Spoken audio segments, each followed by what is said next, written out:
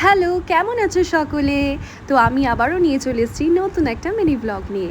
তো ব্লগের শুরুতেই প্রথমেই সকলকে জানাই শুভ রথযাত্রার অনেক অনেক শুভেচ্ছা ও ভালোবাসা। তো তোমরা সকলে এই বছর সোজা রথের দিনে কে কে কোথায় কোথায় গেছো এবং কি কি করেছো সেটা অবশ্যই আমার সাথে শেয়ার করো, কমেন্টে জানিও, আমারও ভালো লাগবে। তাহলে আজকে আমি বেরিয়ে পড়েছি তোমাদের দাদা এবং গুবলাইয়ের সাথে রথের মেলায়। তো প্রথমে আমরা গেছিলাম বাঁশবেড়িয়া রথের মেলায়, বড় রথ ছোট রথ সব কিছু দেখলাম। তারপরে এখন আমরা চলে এসেছি ত্রিবেণী কালীতলার রথের মেলাতে। তো চারিদিকটা কি সুন্দর মেলা বসেছে, দেখে খুব ভালো লাগে। সেই ছোটবেলার দিনগুলো মনে পড়ে যাচ্ছে, কিরকম বাবা মার হাত ধরে ছোটবেলায় রথের মেলায় আসতাম আর কত নানান রকম খেলনা কেনার বায়না করতাম। তো গুবলাই এখন আমাদের একটা খেলনার দোকানে নিয়ে এসছে, একটা লেজার লাইট কেনার জন্য বায়না করছিল, তো নিয়ে এসছে।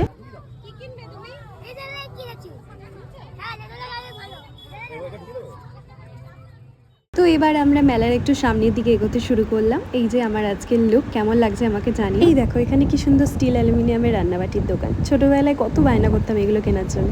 তো এবার আমরা চলে এসেছি এক জায়গায়, পাঁপড় ভাজছিল সেটা দেখে। তো এখানে পাঁপড় খাবো আমরা, রথের মেলা আর জিলিপি পাঁপড় ভাজা খাবো না তা বললে কি হয়। তারপরে আমি নিলাম এক প্লেট গরম গরম ঘুগনি। তো তারপরে আমরা চলে এসেছিলাম আইস গোলা খেতে।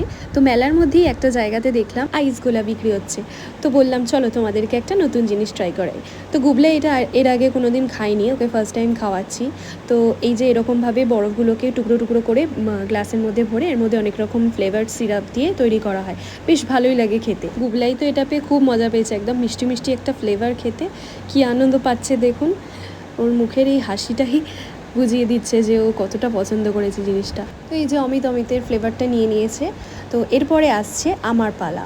তো আমি নিয়েছি মিক্সড ফ্লেভার দেওয়া, সব রকমের যত ফ্লেভার আছে সব ফ্লেভার দিয়ে আমি নিয়েছি আমার আইস গোলাটা। এই যে কি কালারফুল দেখতে হয়েছে আর খেতেও খুব ভালো। বাট এটা শেষ করতে আমার অনেকক্ষণ লেগে গেছে, অনেকটা সত্যি। তো তারপরে আমরা চলে এসেছি এগরোলের দোকানে এগরোল কিনতে, আমাদের বাড়ির সবার জন্য এগরোল কিনে নিয়ে এবার যাচ্ছি আমরা আমার বাড়ির দিকে। তো এই যে এরপরে আমরা চলে এসেছি ত্রিবেণী বিটিপিএস টাউনশিপ।